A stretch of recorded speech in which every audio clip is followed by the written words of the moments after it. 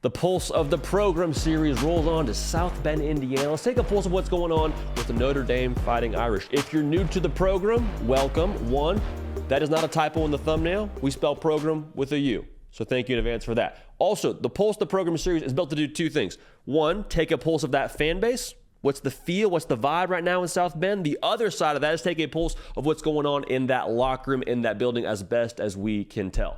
So, last year under Marcus Freeman, the first full year for him as the head coach of the Fighting Irish, they won 9 football games. And credit to them because they bounced back in a ferocious way after that loss to Marshall. A lot of people sold them down the river and said, oh, you don't have the offense to be able to score points, and Marcus Freeman, maybe he's not the right guy at Notre Dame. Like, everybody was kind of just hitting the overreaction button way, way too quickly. And so for them to win 9 games with a backup quarterback, mind you, I think speaks volumes to what Marcus Freeman has cultivated in a short time in South Bend. I think there's a lot of buy-in there. Also, he went out and got the best quarterback in the transfer portal in Sam Hartman. So you won 9 games with a backup quarterback for the most part, and then you bring in the best quarterback in the transfer portal. You got to feel pretty excited about what's happening right now if you're a Fighting Irish fan. Now, the schedule is brutal. Do not get it twisted. The schedule is extremely brutal.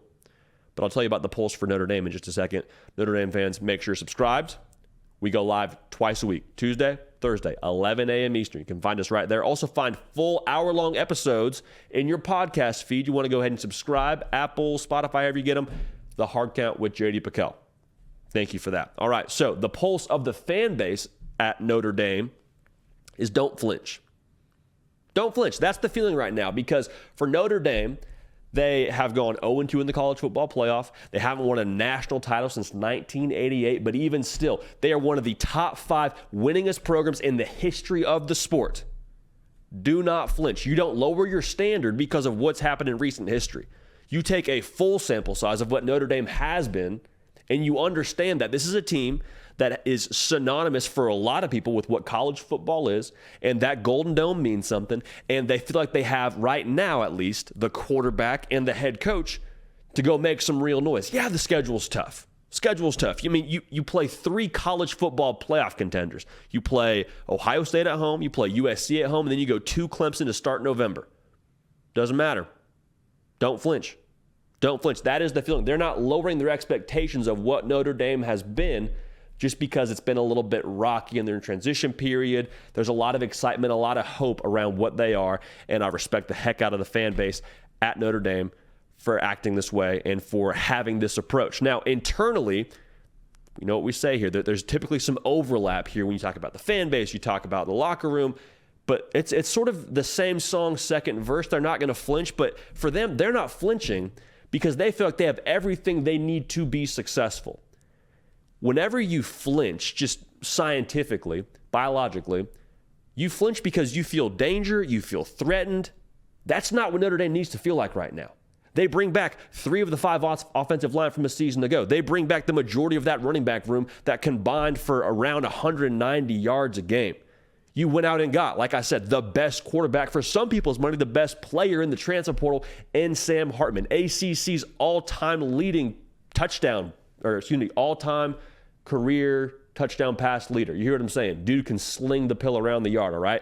Also, you bring back 72% of the production on the defensive side of the ball that only allowed 23 points a game. So when they say, hey, we're not flinching, it's because they don't feel like they need to. And it's hard to blame them based on all that they have in that locker room and all that they have coming back. So Marcus Freeman has come into South Bend with the approach, hey, we're going to challenge everything that we have done over the course of the previous regime.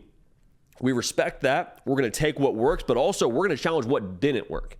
And so for him to go out and get the top quarterback in the portal, I think it invites a lot of pressure. Because if he had rolled into the season with Tyler Buchner and said, hey, he's our starter. He was our starter last year going into game 1. We feel really good about him. Like, let's get after it.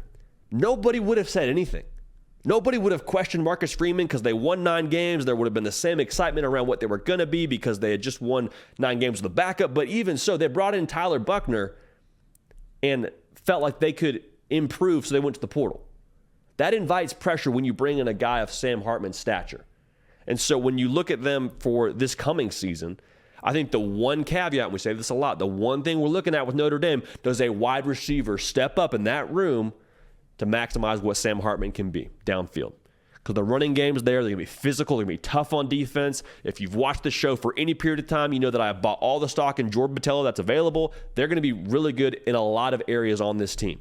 Can they maximize the pass game? That's going to be the key to having balance and to getting to where they want to go, which is ultimately a college football playoff berth. Because for the fans and for this team, they're not playing for a conference title. They're independent. There is no conference title to play for. The standard is the standard. Get to the college football playoff, win a national title. I don't care what's happened recently. Don't care about it. Expectations are what they are. In South Bend, that is what you play for. And I promise you, everybody involved from the fan base to that locker room, they're signed up for it, they understand it, and they welcome it. So this over-under total for Notre Dame in Vegas is 8.5 wins. Personally, I would hammer that. I know you play some tough competition like we talked about already, but I would hammer the over on that. And I'm very excited to see what Notre Dame does in response to the pressure and the expectations they have on their shoulders. Make sure you're locked in, talking ball every day on the podcast. Hit us up there. Make sure you're subscribed, 5-star review, all that in a bag of chips. We appreciate y'all. We love y'all. We're going to keep this party rolling, and we will see y'all next time. Hey y'all, thanks so much for watching. Subscribe to the channel here to make sure you don't miss an episode of The Hard Count. Also be sure to check out other videos on the On3 YouTube channel.